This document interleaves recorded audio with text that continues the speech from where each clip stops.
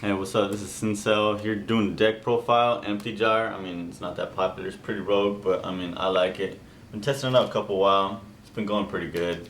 So let's just go ahead and get it right into it. The deck list is a morphing jar. I mean, it is a morphing jar deck, so you have to run the jar. You have the sand gan, searches out your jar, you set it, and then you just get whatever you need. Deep sea diver, another way to search out, since I'm not running the tour guide version, this is like pretty good, and it can't get stopped by Thunder King. You just set it, they don't know what it is, you put jar on top of your deck, get your OTK started. 3 AD changers, your second book of Tayu, really good, really useful, and then I mean it goes well with all the cards you need to discard. You can combo it with that. And then this 3 Swift Scarecrow stall card, use them usually this first, and then I also have the 3 1 day pieces.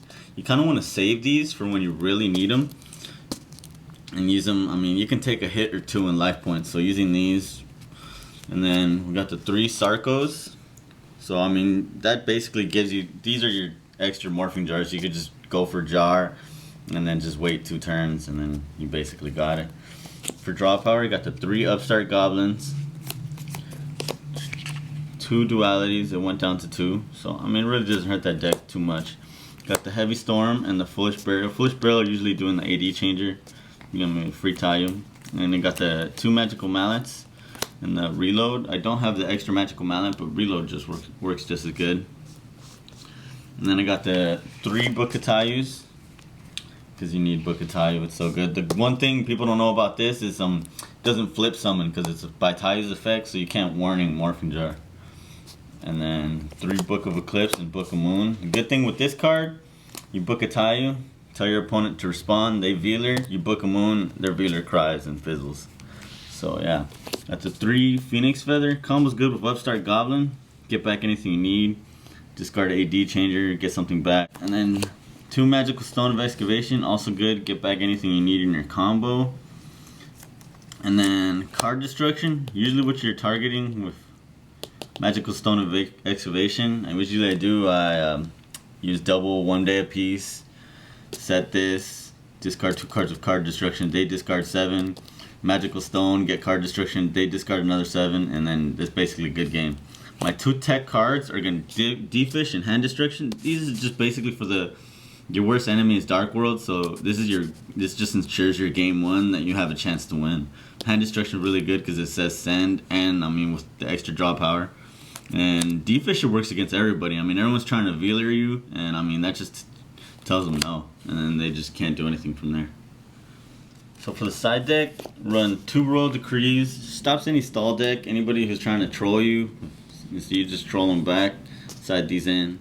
Stops skill drain, stops all that stuff you don't need.